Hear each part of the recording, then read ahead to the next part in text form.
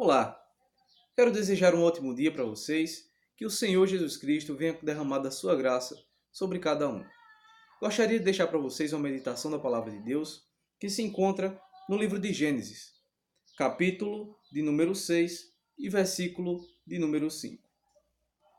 E diz: Viu o Senhor que a maldade do homem havia se multiplicado na terra, e que era continuamente mal todo o desígnio do seu coração. Nós sabemos que após a queda de Adão, o pecado corrompeu a sociedade de tal forma que até muitas vezes os animais, a natureza, foi corrompida com tal pecado. Mas ainda por cima, o homem. O homem tem sido depravado desde Adão até os dias de hoje. E assim continuamente será. Isso porque o pecado agiu no seu coração de uma forma tremenda. O pecado tem um efeito devastador em nossos corações e isso afeta todas as áreas da nossa vida. Isso afeta desde a criança no seu nascimento até a sua morte. O pecado é algo tremendamente mau e terrível aos nossos olhos e aos olhos de Deus. Que o que é o pecado? O pecado é aquilo que Deus não deseja. O pecado é tudo aquilo que fere a vontade de Deus. É tudo aquilo que fazemos que Deus diz que não faça. Ou aquilo que não fazemos quando Deus diz para fazermos. Isso é o pecado. É o distanciamento do homem com Deus. E esse pecado é presente não só através de práticas, mas também por falta de algumas práticas. Isso está presente em todas as áreas da nossa vida. E esse pecado traz consequências catastróficas para cada um de nós.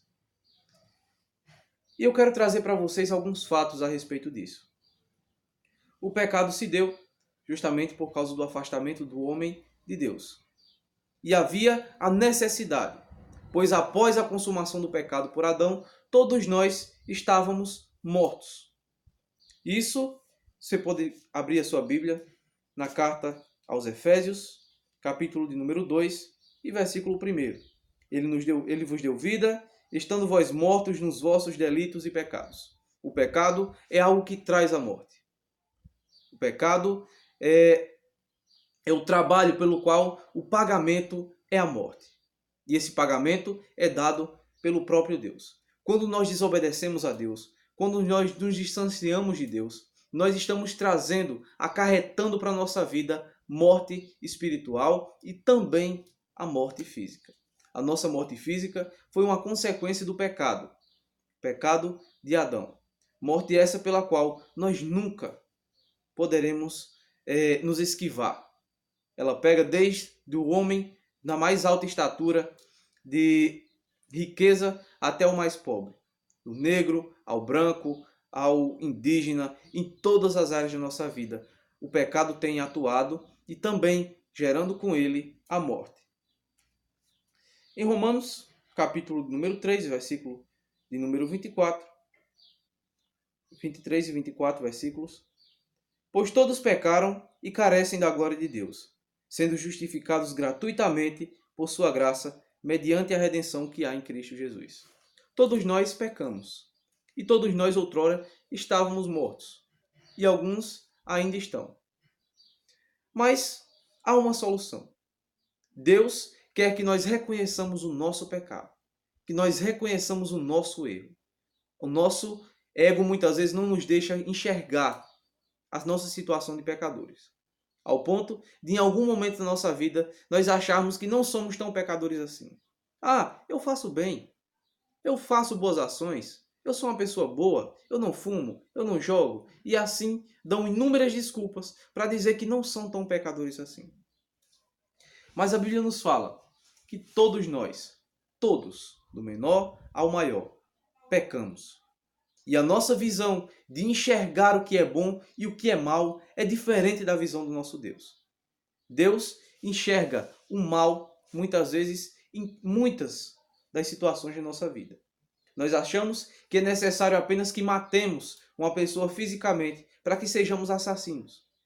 Mas a Bíblia nos diz que, pelo fato de termos raiva do nosso irmão, pelo fato de guardarmos rancor do nosso irmão, nós já nos tornamos assassinos. E nos diz também o próprio Jesus que não é apenas o adultério físico, material, que nos torna pecadores.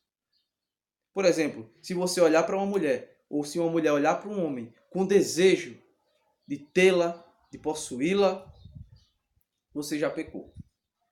E todas essas coisas põem você e me põem como culpados diante de Deus. Então, o que Deus requer de nós? Deus requer que possamos reconhecer o nosso erro. E não apenas reconhecer. Porque tem muitos que têm consciência que são pecadores. Tem muitos que sabem que necessitam de ajuda. Tem muitos que sabem que pecam. Mas reconhecer apenas não é o suficiente. Deus, para promover o seu nome, a sua grandeza, a sua glória, nos deu o seu único filho. E ele deu esse único filho para que o perdão venha nos alcançar. Para que o Espírito Santo de Deus venha entrar em nossos corações e nós, além de reconhecermos que somos pecadores, podemos, a partir daí, presenciar uma vida de intimidade com Deus. Uma vida de transformação. Transformação de pensamentos. Transformação de hábitos. Transformação de todos os âmbitos da nossa vida. E essa transformação vem de uma palavrinha grega chamada metanoia, mudança de mente.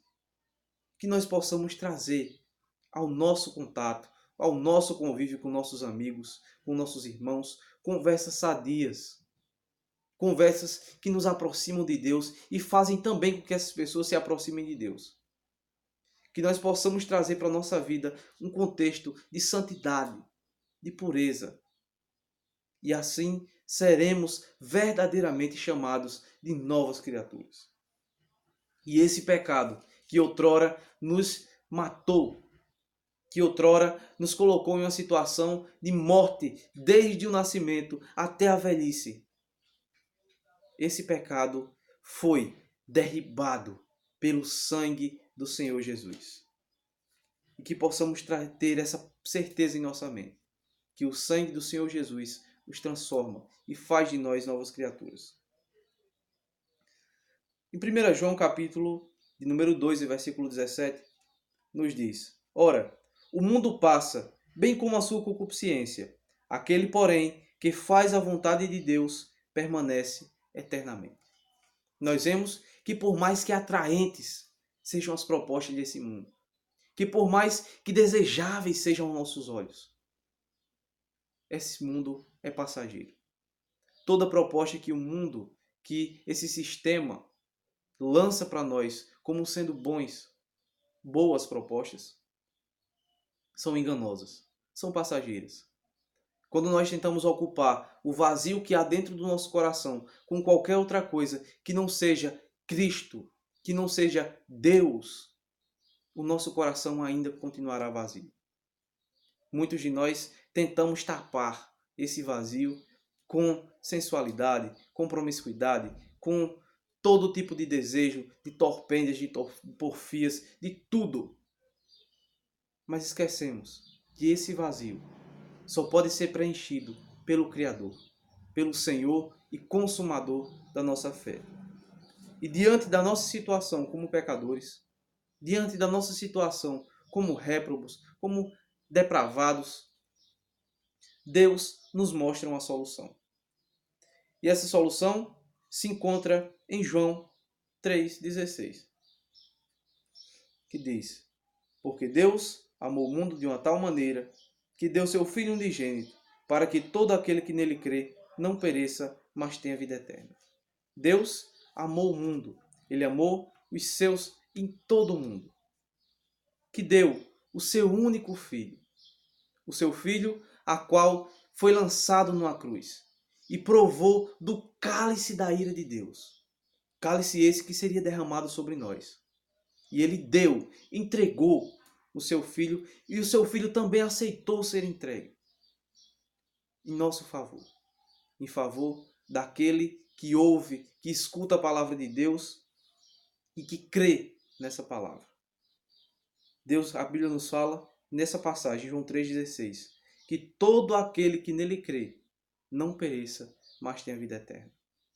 Só tem uma verdadeira transformação na vida quem crê no Senhor Jesus Cristo. E crer aqui está muito além de você acreditar, mas o crer aqui está entrelaçado ao viver. Quando nós cremos no Senhor, a morte de Cristo é eficaz na nossa vida e na vida daqueles que creem em Deus.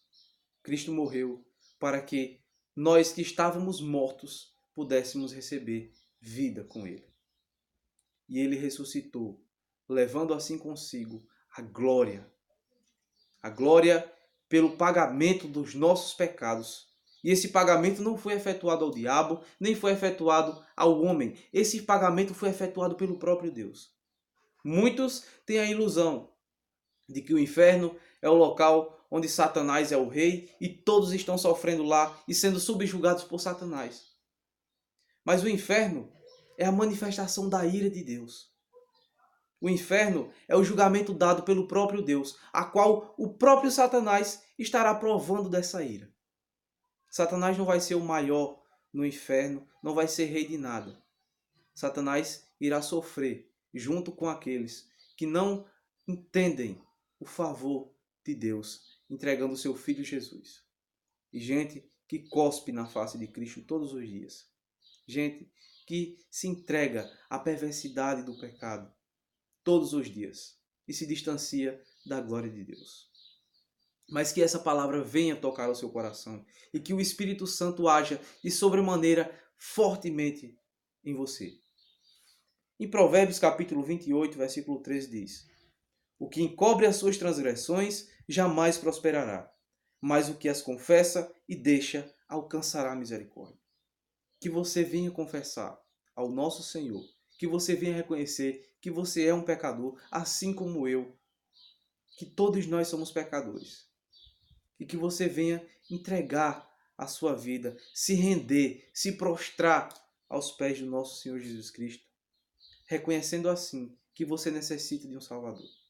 Salvação é muito mais do que nós muitas vezes ouvimos por aí. Muitos acreditam que ser salvo é apenas levantar a mão e dizer eu aceito a Jesus e vou lá para frente e continua a sua vida normalmente. Ser salvo está muito além do que isso. Isso muitas vezes gera um grande número de pessoas decepcionadas, porque isso não é verdadeira conversão. A conversão verdadeira se encontra no momento em que você ouve a palavra de Deus, o Espírito Santo atua no seu coração e a partir desse momento você tem uma vida transformada. Isso sim é o que é chamado de regeneração, de mudança, de metanoia. Você sai da paranoia e entra na metanoia. Mudança de mente. E essa mudança é dada àquelas pessoas que confessam o seu pecado e os deixam. Apenas confessar não é o suficiente, mas devemos deixar as nossas velhas práticas, os nossos velhos homens, as nossas velhas mulheres de lado. O velho homem que há dentro de nós devemos largar e matá-lo todos os dias. Matar os nossos desejos pecaminosos, as nossas vontades errôneas e nos entregar a Deus. E só assim poderemos ser chamados de novas criaturas. E passaremos de porcos jogados no lamaçal de pecado a ovelhas limpas, com vestiduras brancas, com o pelo alvo como a lã. Então que nós possamos ser assim, próximos de Deus, juntos a Ele, através do seu Filho Jesus. Que possamos confessar o nosso pecado e procurar uma vida de santificação. Santificação essa sem a qual nós não veremos a Deus. Que o Senhor seja com vocês e que essa mensagem venha trazer a você uma edificação da parte do nosso Senhor Jesus Cristo. Amém? Deus abençoe a todos.